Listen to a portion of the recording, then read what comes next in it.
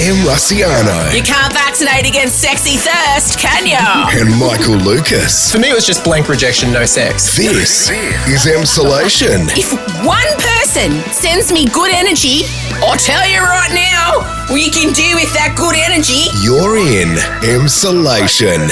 Hello? You're here. You found your way to Emsolation. Well done. I'm just going to give you a moment. Take a big breath in and release. This is your time. This is your... I'm going to put on a voice for you. Oh, hi, it's Em Rusciano. You've picked Emsolation, the podcast about kind of pop culture, politics, princesses, penises, everything. My friend Michael Lucas will be joining us soon. But I just want you to have a moment, just a moment, because you probably haven't had one to yourself for a while. And if you're on your own, you've probably been feeling that. So let's be together. In through the nose. Out through the mouth. That's it. Lovely. Let's do one more. Fill those lungs up. Wonderful. Hey. Now, what you're going to get today is some escape. The pod goes for well over an hour, which you guys asked for. You wanted a longer edition so you could perhaps eke it out or pretend you're on a work call with your friends. I really suggest you do that. If you want to join in the conversation with Michael and I, so you put your earpiece in, just tell everyone you've got a very important call to take, and then you walk around and no one will harass you, although my children do, and my husband especially, do tend to hear, hey, I'm going to be on a phone call, please don't disturb me. They generally seem to hear, hey, I'm going to get a phone call. Can you please ask me all the questions you've been saving up for the last day while I'm on that phone call? That seems to be what happens. Anyway, you can just pretend you're on the call to Michael and I. You basically are. How are you? I'm genuinely checking in. And it's such a weird question. And now when I'm writing emails, I'm like, hey, how are... I know how this person is. They're the same as me. They're exhausted. They feel restless. They feel numb. I oscillate between despair and then nothing. It's just a strange old time. And as I keep saying to you, and I'll keep reminding you, just take every hour at a time. Don't look too far ahead. There's no point. We don't know what's coming. Things change on a dime, on a whim. So all you can do is be like, okay, what's next? It's that song in Frozen 2, which is the superior Frozen in my mind. Do the next right thing. I think that's it. I don't know. I just fast forward through it. Oh, I feel bad. I know that's like Anna's big moment, but it's so boring when compared to the other ballads. Oh, God. What do I? Oh, yeah. Anyway, it's big time. It's a weird time. So hopefully what you're about to hear is going to distract you for a bit. You guys dictated the content today. You sent your questions to the Emsolation podcast Instagram, and they were great questions. I love our community so much. Your questions were interesting. They challenged us. So I appreciate it. I don't have much else to add, to be honest. I'm going to let the pod speak for itself. I'm okay right at this moment because I just made this thing for you with Michael. I always feel better once I've done that. I'll be able to do things. I've been busying myself trying to make my house organised and beautiful. And, you know, in another life, I was halfway through an interior design degree when I was cast on Australian Idol in 2004. My first love and passion is interior design. So that is definitely the job I will be doing if this all finishes up, or, you know, if I wasn't doing this, I would definitely have become an interior designer. I love it so much. I love making spaces beautiful. So I've really busied myself with, I don't know, trying to create a space for myself and my family that is warm and engaging and colourful and organised. So if that might help you, I encourage you to do it. You know, make your bed, change your sheets, change some furniture around. And if you need help changing your furniture around, take a photo of the room and tag me in it, and I'll give you some advice. I love helping people change their furniture around so much. I love it so much. When I left Breakfast Radio in Perth, remember when I said I wasn't going to rattle on? Here we are. You guys knew I was going to. When I left Breakfast Radio and I came back to Melbourne, I took a job with a real estate agent where I would go into people's houses and help them, you know, people who didn't want to pay for interior designers or couldn't afford to buy all new stuff. I would go in and help them work with what they had to make their houses beautiful. And I also, like, you know, we'd go Kmart, Target. I've got a good eye, secondhand stuff. I'm really good at home makeovers on a budget. Excellent. I'm also really good at home makeovers with like a huge budget. Both. So if you want some help, if you want some suggestions, by all means, take a picture of your room and tag me in it, and I'll get in your comments. I'll get up in your comments, and I'll give you some thoughts and feelings. Okay. Well, anyway, that's what I've been doing. Painted my roof, as a lot of you saw, painted it in the colours of the rainbow. So many of you were like, my husband would never let me do that. And I always was like, sorry, what is this let me you speak of? Let? It never occurs to me to ask permission to do anything in this house because Scott doesn't care. It's just not his thing. He doesn't care about, he thinks that my obsession with throw cushions is something that I need help with. He would live, my husband, in a grass hutch on a beach in Bali with a thatched roof, a hut, and he would just have like a rolled up mattress on the bed and fresh fruit cut up every day. Then maybe like one chair and one light so he could read. That's Scott. Okay? So I will say to him, I say to him, hey, I'm thinking about painting the roof so it's not so dark in here. And he's like, yeah, okay. And then I'll go again and I'm going to do, and then the next stage, I'm going to do it in rainbow colours. He goes, okay, cool. He just doesn't, I tell him, and I make sure he's not totally against it, but I can't think of anything Scott would feel strongly enough to be against it. My point is, if you want to make a change in your house, don't look at it as having to ask for permission. Just float the idea as fact and then gauge the response. If you get okay, then just go and do it. They're not going to unpaint it. If you get like, no, why? Then just say, I'd like things to be a bit lighter. I'd like a project. I've been feeling a bit flat. I thought it would be cool. If we don't like it, we can change it. Just there are ways around this. But I have found it has immensely helped me organising my space and making it nice because, we're here all the time. All right, that's enough. I'm gonna go now. Enjoy the next hour to yourself. All right, play the music.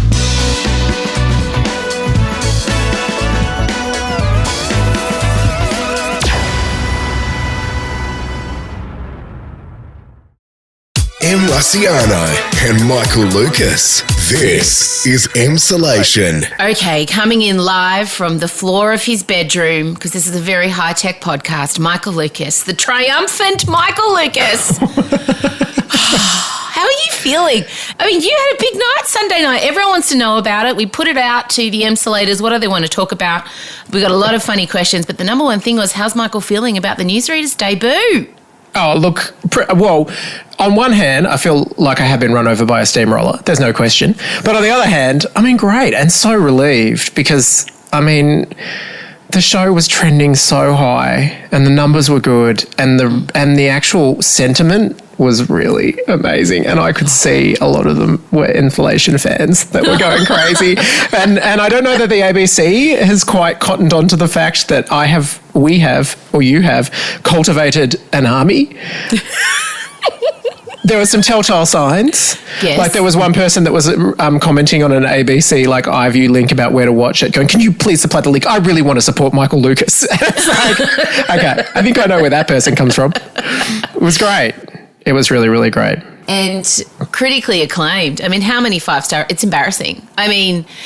I think that what I do is when people ever criticise anything that I do, I have a link saved to my first ever 5-star review, and I suggest you do the same. You just send the link. It's a stunning response to any criticism your show might cop. You don't say a word, you don't engage.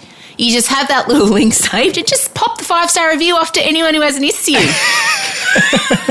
Maybe it should just be my email signature. Just Pretty going much. forward.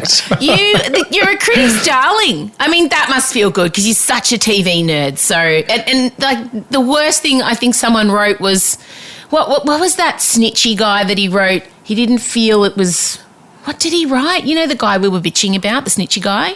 Oh, God, I can't even, I could probably recount word for word every single criticism that has been said, which I have to say is not much. And I've automatically gone to a place of, oh, well, that was the peak. I'll never be able to replicate that. The lowest star rating was 4 stars out of 5. And if you think I'm ever going to achieve that again in my career, no, it's time to pack up. Of course you will. No, what was the snitchy thing? And he said something. Oh, toothless, politically toothless. That's it, yeah, politically toothless. I knew there was a term that I was like, I'm tracking him down. I'm going to have him taken care of.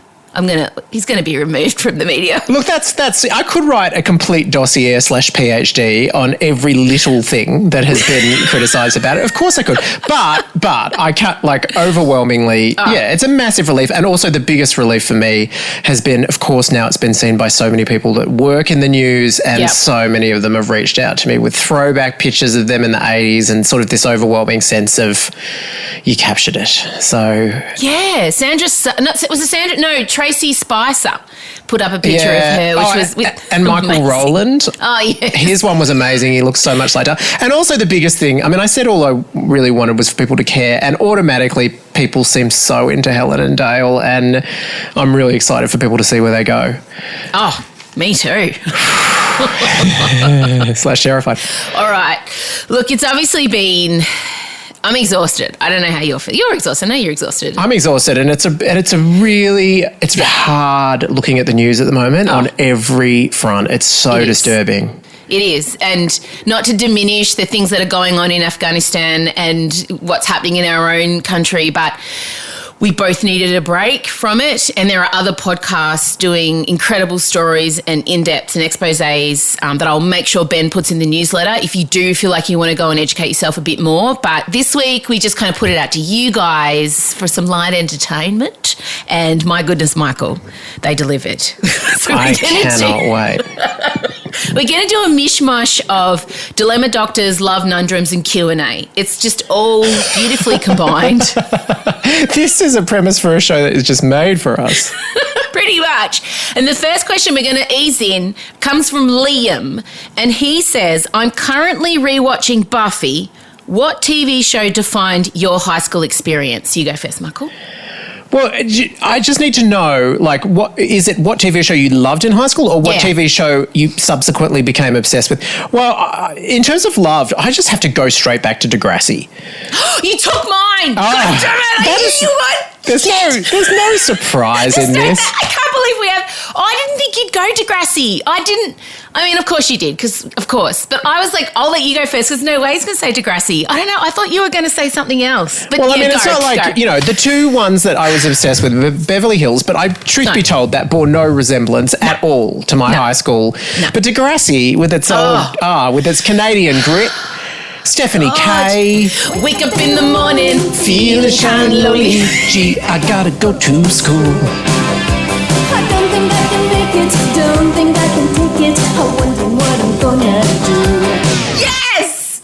Oh my God. And remember, everybody wants something, they'll never give up.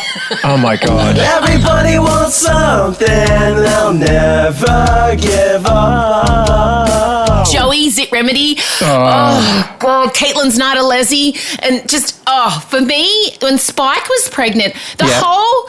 Degrassi for me was just, I would race home from school or training, and or I'd have to get Dad to tape it on the VHS because I had training. And it was that whole ABC afternoon lineup, you know? Wall to wall. Oh, God. Who was your favourite Degrassi character? I was showing my early gay tendencies by being very compelled by Stephanie Kay. And I still remember being mesmerised by her. Do you remember when she leaves in the fawn cardigan and the conservative dress, and then goes and gets in full Madonna slashed up, and then does all the makeup and then changes back on the way home? I remember thinking that she's amazing. Oh my God. I remember just wanting Spike's hair. I thought her hair was just one of the great engineering achievements of the 1980s. And Wheels, remember Wheels? Oh, and Spike got pregnant to Wheels, right? Yeah, Spike got pregnant to Wheels, totally. The whole, it was just gritty. It was gritty in a Canadian way, obviously. But it was just a show I felt wasn't treating me like an idiot as a teenager. No. And I, of course, love Beverly Hills 90210, but Jenny told me I had to stop watching it because she said it was giving me a bad attitude. Jenny's my mum. So I used to have to, try and watch it in secret. Oh, Jen, I hate to say that bad attitude was a self-fulfilling thing. That was you can't identify one trigger for that. So okay, same TV show, fair enough. All right, next question, moving on. Okay, this comes from Liz. You can only do one show with either John Peter Farnham or Madonna. Who do you choose and why? I'm riveted by the answer to this question. Well, it's an easy answer. John Peter Farnham. Yeah. And Go. I'm going to say because to see your voice, well, firstly, to see your voices meld, he's still got a fantastic set of pipes, and the two of you singing together, you are both singers. So I feel like in terms of if you're going to do an actual show with someone, it should be him. 100%. Is that the answer? Yeah. Yes. And not only that, can you imagine Madonna sharing a stage? Like, have you ever she did seen? bring out Britney too. Look, I can identify several occasions. They sang Human Nature. Justin did come out to do... A whole show? Whole show? No, of course not. No. She wouldn't do it. And nor would I ever want to encroach on Madge's performance bubble. Like, No. I understand that you set a theme, you have the choreo, you pick a backing dancer to date. Like, it's a whole thing. Absolutely. And I don't want to ruin the mojo. Whereas with John Peter Farnham, it'd be like a Gaga Tony Bennett situation. We'd sit together. It would be very kind of beautiful and cruisy, and it's just an experience. I think I'd be really anxious and stressed to perform with Madonna because I don't know, I just would be worried the whole time. But with John, we'd have a whiskey. It would be amazing. Tell some stories. Oh, God, it'd be amazing. It would actually be a bit Gaga and Tony, I think, in a really satisfying way. Yeah, 100%. Actually, it's not a bad thought. I'm going to put it in my dream diary. I'm shocked that it wasn't there. Nah, I've pitched a few times a show with John. I wanted to do a show called Whispering M, where like John and I sit on stage together and I interview him about that pivotal album, and he sings some songs and I join in every now and then. But John doesn't really need to do that. No, he doesn't need to do much at this point. No, why would he? All right, a next question comes from Alex. M, would you consider being a surrogate for Michael and Adrian?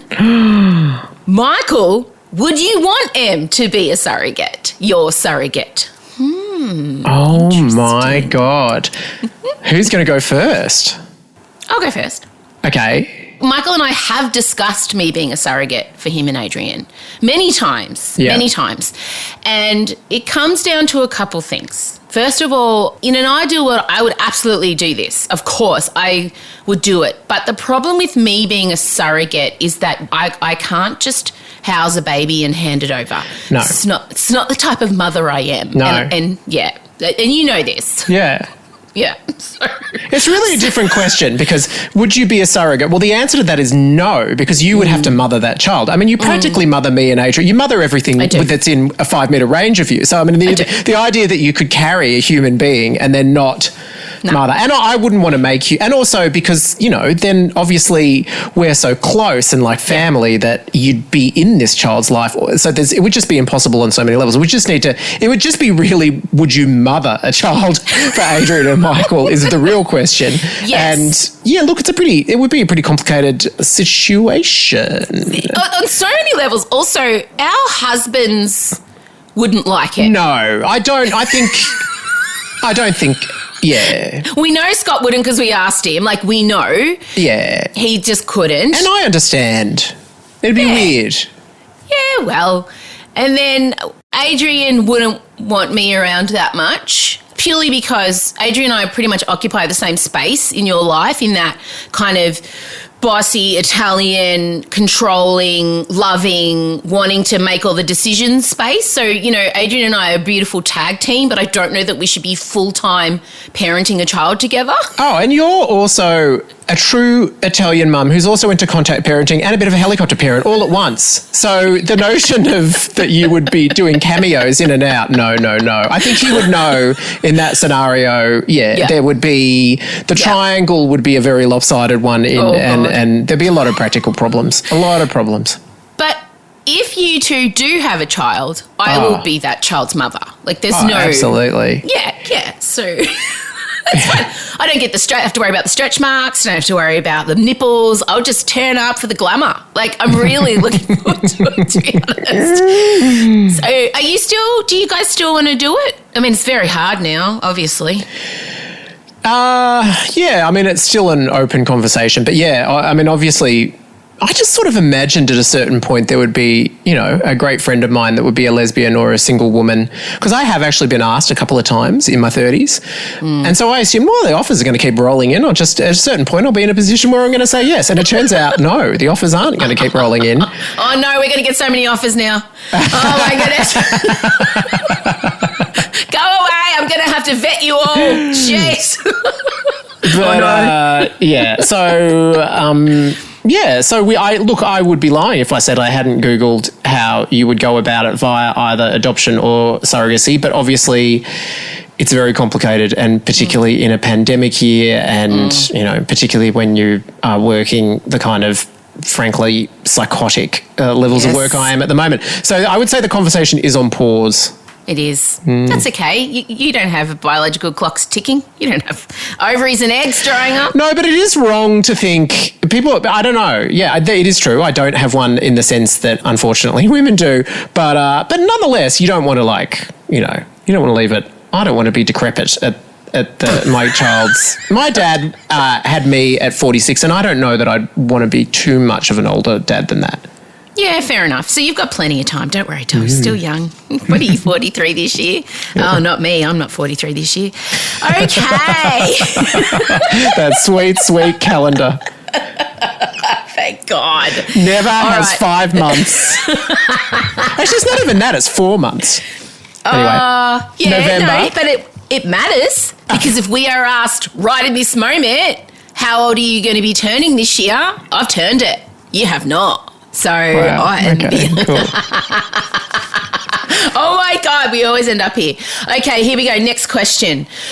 Michael, who is the hottest Disney prince and why? Oh God, I feel like I needed thinking time for this. This comes from Hover. I mean, I can answer first if that helps you to give you some thinking time, or what do you want to do? Well, weirdly, I'm at a certain point, Aladdin wishes to be a prince and becomes a prince. He becomes Prince Ali. And so if he counts, he's going to be pretty high up for me. Is your prince, can I just ask, is your prince a human? Because No. I know with you. No, because I'll tell you why. Because all the human princes are rubbish. Prince Eric wants to have sex with Ariel, who's basically a fish. No, not Eric. Eric, yeah, no. Cinderella's Prince Charming. Barely in it.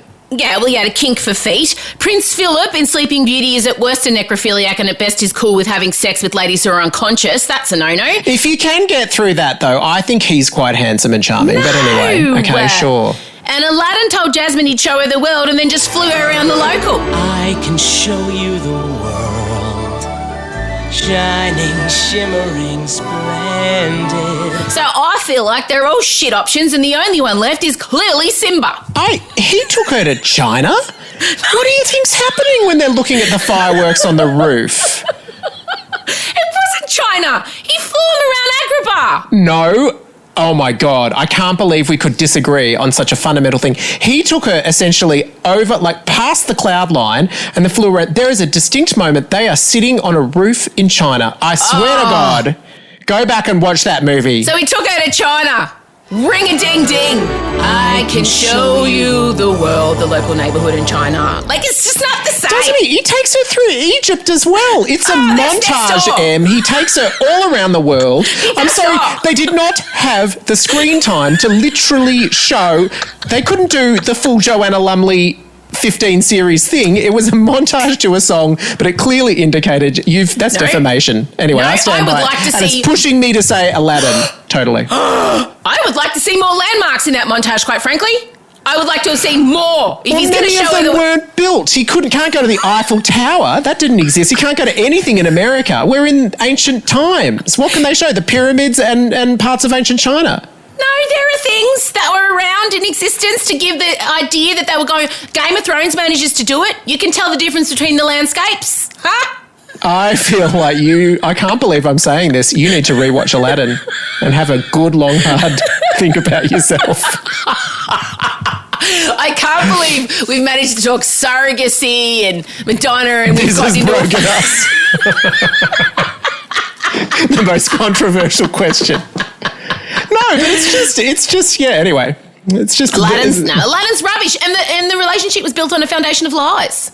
I mean, he was prepared to be very, very insincere and he presented himself in a fashion that was not true. And the relationship, he basically catfished Jasmine. There, I said it. Aladdin catfished Jasmine. He is an orphan, a street urchin who can practically do parkour. He's very good with animals. And yeah, look, did he tell a lie? Of course he did. But, you know, he apologises sincerely for that. He's not good with animals. Raja did not like him, and tigers, no. Raja did not like him. So we could argue about this all day. I think Aladdin's rubbish. Simba's your solid bet. I love a bit of Simba. So hot, so strong, comes back, takes on Scar, like the whole thing. Oh, give me some Simba. God, I love him. All right, we're going to go away. We're going to come back. And we're going to continue on with our Dilemma Doctor / Love Nundrum / Q&A sesh. See you soon. M. Rusciano and Michael Lucas. This is Emsolation. This one actually got me really fired up. Here we go. Oh, God. Okay. Yeah. This comes from she asked to be kept anonymous, and I understand why. Hi, Em and Michael. I'm having some in-law dramas. They seem to think that I think I'm better than them. They say that I keep my son away from them because I won't visit on my own without my partner, who's obviously their son. Also, upon finding out I was pregnant with number 2, they said to my partner, I wish we could be happy, but we can't because she is having the baby. What should I do? This is... Look. Oh, so complicated and chilling. It's not complicated.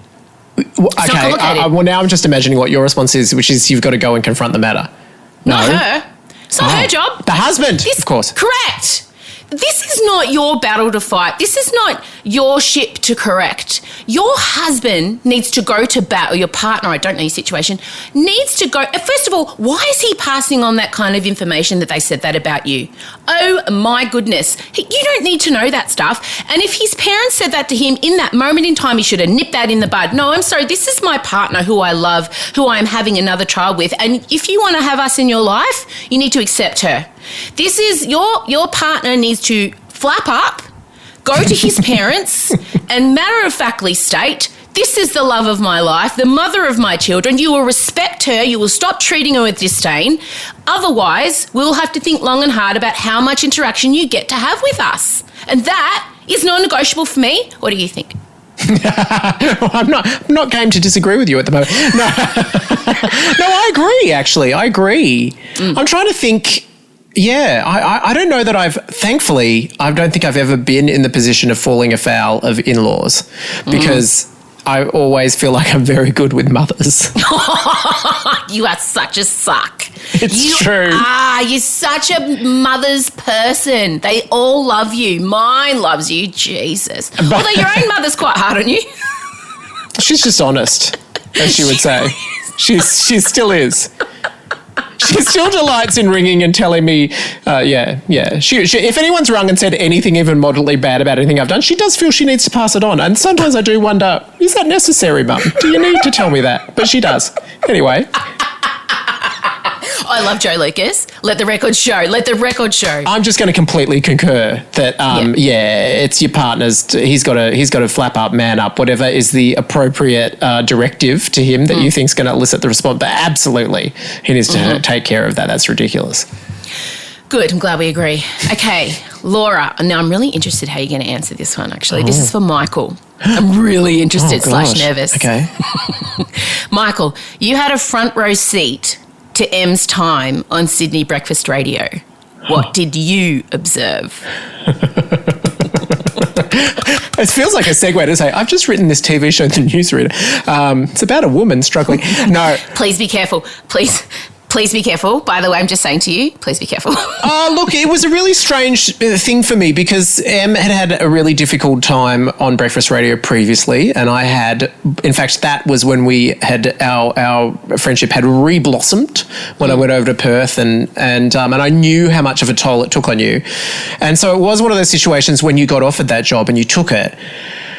Like we talked about it a lot and you felt sure about the reasons you were taking it, but there was a part of me that felt just concerned that Breakfast Radio, I don't know, you're thrust out there to the masses and everyone has an opinion on you and it's a really brutal environment and it's just a very, very ruthless world and you're expected to appeal to a very broad audience, especially because you'd been flourishing so much with your shows, they were just getting bigger and bigger every single year. And that was because it was your fan base that was choosing to come to you. So I was worried about you being put out to the masses. I don't know. It was difficult. I remember when it began and you were able to make the show your own, and it was a show that I loved. You were doing the live singing. And it was, for me, it was exactly the kind of radio I'd want to listen to. But it was horrible watching it more and more become not your show.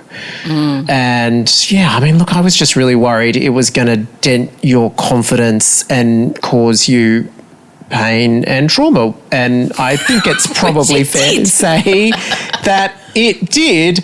But, as ever, you've managed to come out of that and then take that pain and trauma and put it back into art with a lot of therapy as well. I guess what people should know, probably do know, is that Michael, toward the end of my time on breakfast radio in Sydney, was getting daily phone calls from me in various states of distress. Sometimes I was just sobbing so much I couldn't even form sentences. And it was daily phone calls. And you must have dreaded seeing my name on the phone. Far out. So in that first year of radio, a couple months in, literally I think 10 weeks in, I found out I was pregnant with Ray, unexpectedly.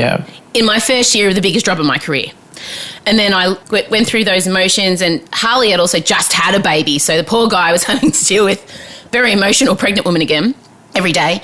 And then I lost the baby halfway through that year, and I only had 2 weeks off work because there was a lot of pressure to go back. So I went back not fully healed or prepared for what was kind of coming. And then my co-host left. And then the next year I got pregnant and was terrified of losing the baby. So I was in a bad headspace then as well. So a lot of external factors impacted on my time in radio. My behaviour was not great either.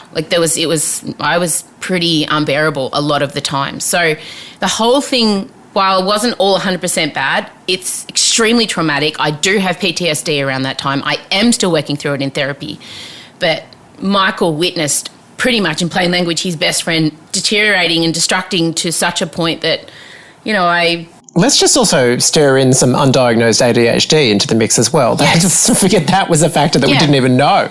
Yeah, undiagnosed ADHD, trauma from losing a baby and not really dealing with it, and then going back on air 2 weeks later and then touring a stand-up show about it. Also, I just want to weave on in, we have a great time doing this show, but this is half an hour once a week and it's a delight.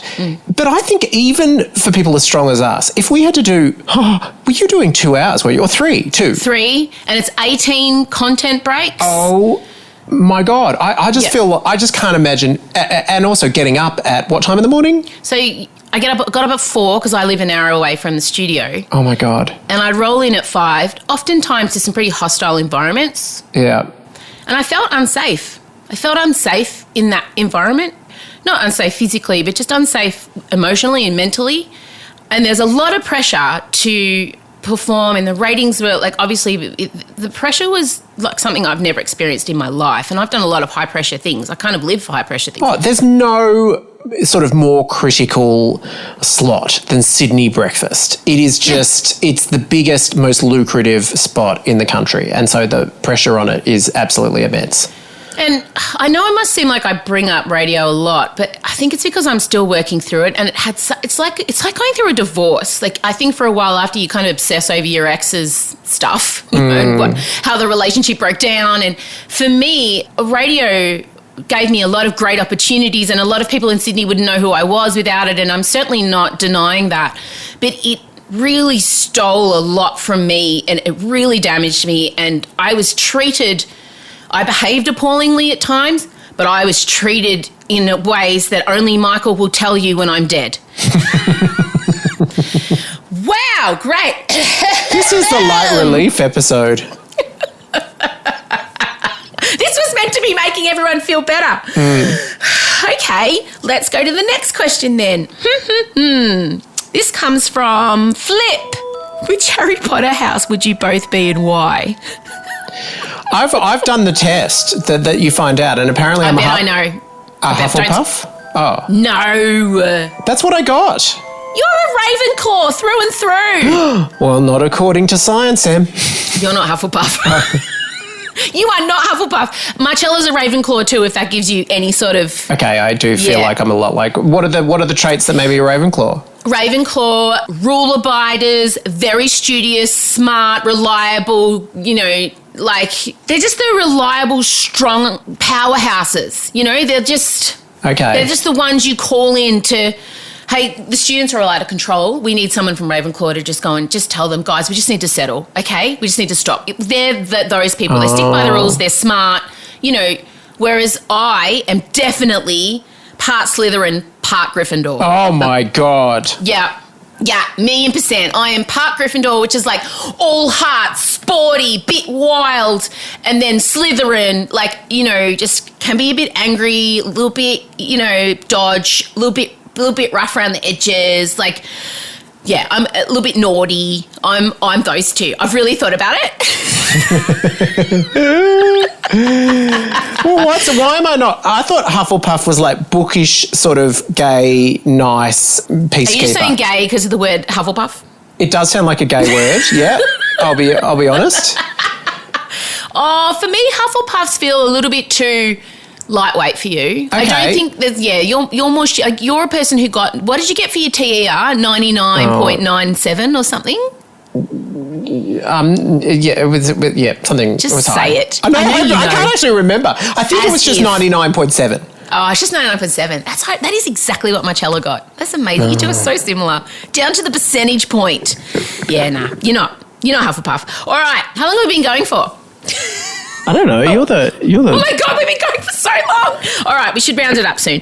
No, we'll keep going. All right, a couple more questions. Here we go. Oh, this is from Kylie, one for Michael. Michael, advice for a mother of a gay boy. Is my sitting back saying naught approach okay? Well, that's a really tricky one to answer. I would say it is. I remember my mum used to occasionally say things to me. Well, I think one thing that depends is, do you think he knows it or not? Because one thing I think is very important that Em observed, and it's surprising in some ways that she observed it, being one of the campus people that's ever walked on this earth, is you can't do anything that sort of tells them who they are before they know it themselves. And I always cite the Ian Thorpe example as someone who people were yelling gay at him when he had just had no idea. And I was a bit like that too. My absolutely word perfect knowledge of every single lyric and movement of the Blonde Ambition concert did lead some people to think, does he like the peen? But I wasn't ready to hear it. I wasn't really ready to hear it until I was about 26, which is quite a way. And the times when people, like sometimes well-meaning people, like mum would often say, if you are just, I just would want you to tell me. I just would want you to tell me. That's the biggest thing if you are. And I would say that for me, that wasn't, I suppose it was good to know on some level, but I retreated from it a little bit. I don't know. I also, the other thing that I wonder is, are there any gay people in this child's life as well? Yeah. Because that was very much something that I didn't have outside of the patients in the AIDS hospital. And I feel really jealous of all my friends, like your kids and my godkids and everything like that they can see happy gay man in a good relationship and everything like that. So the only other thing I would say is, if you do have gay friends and if there's ways to, bring them into the world in a not too obvious way. Yeah, I don't know. It's a really, really tricky one, but I think you can wait for the cues from them would be my initial gut instinct, but definitely you want to sort of create an atmosphere where being gay would be completely embraced and no big deal. 100%, yeah, and make sure that there are gay role models around in terms of not just ones you know, but in the media. Point out people that you love that are gay, so that your child knows that you respect gay people. There's just little cues you can do as a parent to make the landing softer and more acceptable. Like even with my girls, like I don't know which way they're going to go. Like, and neither of them have ever put a name on it. I don't think they will, but I've always kind of said whatever, whomever. Whatever. As long as they're of legal age. lovely advice. That's good. That's good advice. All right, now there is one that we kept getting a lot. And my heart, it came to me on My Love Nundrums also. There seems to be a lot, not even seems to be, there is a lot of women out there, and it's mainly women contacting me, in their 30s who are worried about the fact that they're single and they're in a pandemic and they're in lockdown, and they now all of a sudden realise years are going. That their biological clock is ticking. Yeah, so specifically from Fiona, advice for single girls in their mid-30s wanting a family and a partner and trying to do that during a pandemic. And I have to tell you, so many, you're not alone. There are lots and lots of women in their 30s worried about this. And I think it's important to realise that the fact that we are in a pandemic has made us realise that we are alone. And I have to tell you, even as someone who lives in a house of 5, you do still feel alone. You managed to be both crowded and alone, which is a very unique, brain-breaking combination. But I understand what I'm saying. I mean, obviously not the same as you if you literally are living on your own and you're worried about how you're going to meet someone. But I think just remember that now you may have been a happy swinging single before this all hit. And then all of a sudden you're at home going, I can hear my clock ticking. I want to have kids. How am I going to do this? I don't know how long I'm going to be locked inside. So remember, the way you're feeling now is heightened. And also remember that the fact that you're single is not a problem. You've just realised that maybe you don't want to be anymore, which is totally fine. But I think my best advice, and Michael will give you some advice too, is to, number one, focus on the relationships in your life that are great, the non-romantic ones. I bet you have heaps. And busy yourself with enriching them and reaching out to those people and chatting to them on the phone and sending them handwritten letters, and just do things that can help you fill the space of not being alone. And just know that this pandemic it will not last forever. I know it feels like it's going to, but in a year's time, you'll be able to go to a club or a bar or a football game or a library or whatever, and you will be able to meet someone. I'm sure of it. And the apps are going through the roof. I know apps aren't for everybody, but they've all seen a 30% increase. So maybe try an app and be super specific. Set your age range, set your intention, and don't have any dickheads. Marcella's been using the apps. Yeah, you know? I've got a good app story. Tell me. Well, it's a very good friend of mine, a writer, and she was chatting to people on the apps just before Melbourne's second wave. So she lives in Sydney, but her parents are in Melbourne. And so she just sort of chatted to someone on an app, and they were having a bit of good banter going back and forth, and they had a first date, and it was really good, but nothing had happened yet. It was just a very nice first date. Then Melbourne's second wave, and she felt, because her parents have not been in great health, she needed to come to Melbourne, thinking, maybe it'll be a couple of weeks. So she came to Melbourne, and then lo and behold, we were in lockdown for 3 months, 4 months, whatever it was. Yeah, and so, but in some ways, it was this brilliant, he kept chatting, and in some ways she feels like their relationship was an early real test, and he maintained the conversation and the interest for all that time and months and months and months, so that finally she got back to Sydney, and then they went back to dating. But she feels like the way that they got to know each other remotely and everything really put them in good stead. So the app still can work, and now she's locked down with him in Sydney. So they've gone from from not having any contact whatsoever to now. So the apps really can work. And there's something interesting about what this pandemic does is it takes them away from being hookup apps because you can't hook up. So it just comes down to forging that banter and that connection with someone. And it's not ideal, and I would never pretend it's ideal and everything like that. But it's not nothing either. No, and that's the thing. The apps aren't ideal, as you said. And people can be rude on there and dismissive and awful, but I mean, they're going to be rude, dismissive and awful in real life anyway, so you're glad to be rid of them. But I think, you got your Bumble, your Hinge, your Grindr, maybe don't do your Grindr if you want a relationship, your Tinder. But also don't ever dismiss the old-fashioned tell your friends you're single and ready to mingle and do you know anyone? Because I always catalogue my single friends. Like, I'll meet someone and I pop them in my Rolodex of singles, and I've put together some very decent relationships that are still going strong. So never, ever underestimate the power of the friend who has, like me, I think a lot of people do this, they have a catalogue of singles in their brain, but just ask around. Don't be afraid to put it out there that, hey, I'm actually looking for a relationship and I'd like a dude or a lady or a non-binary person. You know, just, I think it's okay to declare it. There's nothing desperate about it at all. And we all get to a certain age. When you're in your 30s, you don't want fuck boys or fuck girls. You don't want that anymore. No one does. No one. No one. But it is a daunting time, but it's not going to last forever. You're feeling it heightened because you're on your own, but just put yourself out there, I think, is the main thing, but which I know is really super tough. All right, we'll do two more. This question comes from, I've got to find her name, Flip. M, when did you know that Scott was the one? When you were pregnant? No, I knew that my husband was the one before I saw him. Oh, hang on.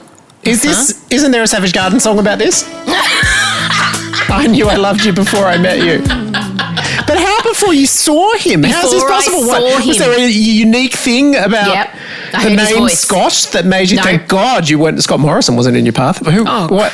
How did you know? I heard his voice. I walked into the Victorian Institute of Sport gym, which is where Scott was working, and I walked in and I met my coach, Matt, and I heard this very husky voice chatting in the office, and I looked at Matt and he goes, he saw my eyes light up and he goes, yeah, you'll like him. He's a new guy. And I was like, what? He's like, yeah, his name's Scott. He's a surfer. He's a manly man. You'll like him. And I was like, oh. So I was 19 at the time. That's wild. And Scott was 26. And so I pulled my leggings up really and I tucked everything at my toe. I was like, everything was good. And I looked at Matt. He's like, oh. So Matt took me around into the office, and there I laid my eyes upon this square-jawed, rugged redhead, with freckles and big meaty forearms, wearing a chunky digital watch and strong arms that could murder a bear, and hands and big thick fingers. And he was just kind of tanned from obviously all the surfing he was doing. And I just saw him and instantly I just knew. I don't know, it was so weird. Did you see your unborn children in his eyes, to quote another 90s power ballad? Little did I know that unborn child would be on its way 4 months later. No, but I don't know. It was just this divine moment it was the voice. The minute I heard his voice. He does have a very satisfyingly husky voice, as do you. And then Chella just has really, she's got double husk happening. It's great. Oh, imagine when Elio's voice breaks. There's going to be a line of people just wanting to hear the voice. Yeah, so I don't know. And then it took him a year to ask me out, you guys. Fuck, he made me walk. Didn't he have to stretch you up as well? Yes. So Scott that is something from a bad Mills and Boon that your mother would read in the bath with the butter and the sugar. Yeah. It was so funny with the butter and the sugar. So he was my flexibility coach. Oh, my God. It was the greatest thing. And so sometimes I'd find myself laying on the ground, and Scott I was very flexible, I still am freakishly, and he would put my leg up above my head straight, the other leg on the ground. And so he'd have one hand on the leg on the ground, one hand on the leg over my head, and his chest would be leaning directly on my vagina. And I'll never forget the first time he did that, he was laying on top of me, looking in my eyes, and he said to me, and I'm like, oh my God, what's he gonna, he's like, Em? I was like, oh. No, he calls me Emmy. Emmy. I was like, oh my God, what's he going to say? What's he going to go? And he said to me, you have really elastic muscles. They're great. And I was like, oh my God, what's that? What's that? And now knowing Scott, of course, that was the first compliment he ever paid me, because that to him is the height. It's the height. And I remember going home and telling Anna, who I was living with, my friend Anna Deary at the time, oh my God, he said, I have elastic muscles. What do you think that means? What do you think that means, guys? Oh my God. So what people don't know is I met Scott in 99. But then he was dating a girl. I was fleeing Melbourne to go be in Sydney and train. And then, so we kind of lost touch. And then I had a massive crush on him. And then I kind of came back to Melbourne. And then I was on an email chain that he was on, and I pounced. And I just sent him an email. And I said, are you still at the VIS? He's like, yeah. So I turned up at the VIS. I fully was ready. I wanted this. I pursued my husband relentlessly, and he finally asked me out, and he took me on a date to Revolver in Melbourne. Good choice. To the Thai restaurant upstairs. And I was chatting as I do, and mid-sentence he just kissed me, like without warning. It was so romantic and such a big deal for Scott because that's not who he is at all. And that was it. My cousin Jess sent me a fax at the shop I was working at the next day. How was your date? And I faxed her back a picture of a wedding dress. Oh. And that was it. We've been inseparable 21 years in 3 weeks. I mean, it's been a couple. I don't know that I'd use the word inseparable, but everything else, beautiful. We have had a couple separations, yes. Yes, don't ruin my fairy tale. We do fight every third day. It's been a tough lockdown, but no, he's my family and we'll be together till one of us dies. No, remarkably enduring. We do endure each other, that's true. And the voices are only going to get huskier. Both He's of so them. hot. No, the lucky thing is, and the girl's always like, ugh, my husband is hot. He's got amazing ass, his legs, like he's got the jaw. And anytime I'm mad at him, I say to him, just take your pants off, please. Just take them off. Just take your pants off so I can look at your bum. So look at your bum, please. And that is how you build a quality relationship and one to last. All right, on that note, Beauty. We should go. Thank you. This has been, it's been fun. It's always fun when people ask us the questions. It's like... No work for us. I know. But also we can't sort of structure our thinking or anything, so you just get unfiltered. Yeah, it's good. Well, look, there's not much else to say.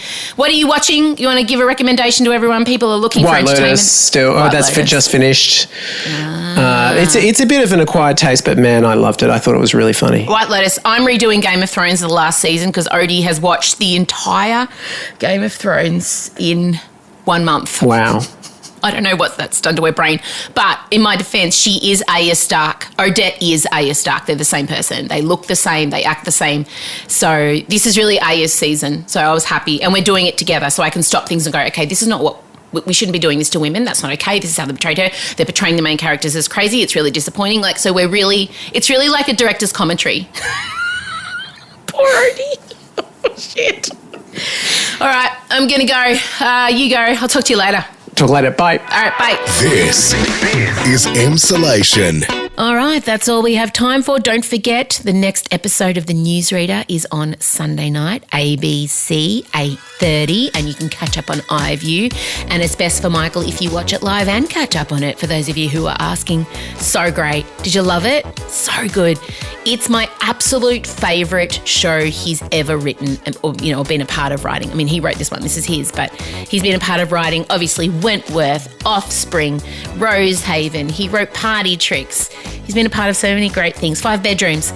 This is my favourite because it's the most him.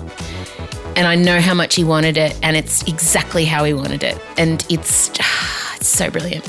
Anyway, I just want to remind you, obviously you're listening to us through the Spotify app. Please make sure you are following us within the app. There's a little button option to follow. That really helps us. It doesn't make any difference to your life, but it just shows the Spotify bosses that we have a crew, an army, a community, which we absolutely do. So if you could make sure you're following us in there, that'd be ace. And also, you are our best form of marketing and PR. We're always looking to add to the community. We want to grow this podcast as big as possible so it can be my full-time career all the time, forever. Thank God for this. Obviously, I'm not doing any live shows, so I haven't been touring. So this Spotify is paying my mortgage and school fees and the car repayments and everything. So we needed to keep going for as long as possible, guys. So if you love us, please recommend us to your friends. Podcasting is still relatively new and podcasts, and people get a bit scared by them. But remind them that it's free. They can listen anytime they want. They can pause it, play it whenever they want. Yeah, it's just our best way. When someone recommends stuff, they're more likely to listen than if they see an ad. But that's it from me. We'll chat soon. Have a great week. And make sure you're signed up for the newsletter. Ben Wosley, my executive producer, puts together a beautiful newsletter that's the accompaniment to this episode that goes out with all the links to the things we talk about, recommendations, all that stuff. You can sign up for it at our Instagram page. If you're not getting the newsletter, you're only getting half the story. All right, gang. Talk soon. Have a great week. Bye. Emsolation with Em Rossiano is a Spotify exclusive podcast hosted by Em Rossiano with Michael Lucas. Executive produced by Benjamin Wasley. Produced by M. Rossiano. Edited by Mark Davila. With videos by Liam O'Bree. Socials by Marcella Rossiano Barrow. With assistance from Jim Evans and Georgia Watts. And occasional technical trickery and wizardry from M's dad Vincy. Get more from Emsolation with M. Rossiano by following Emsolation Podcast on Instagram. You can also join our secret club by joining our Facebook group at Emsolation. And make sure you're following us on the Spotify app. We of course hope you enjoyed this week's episode, and we'll chat with you again soon.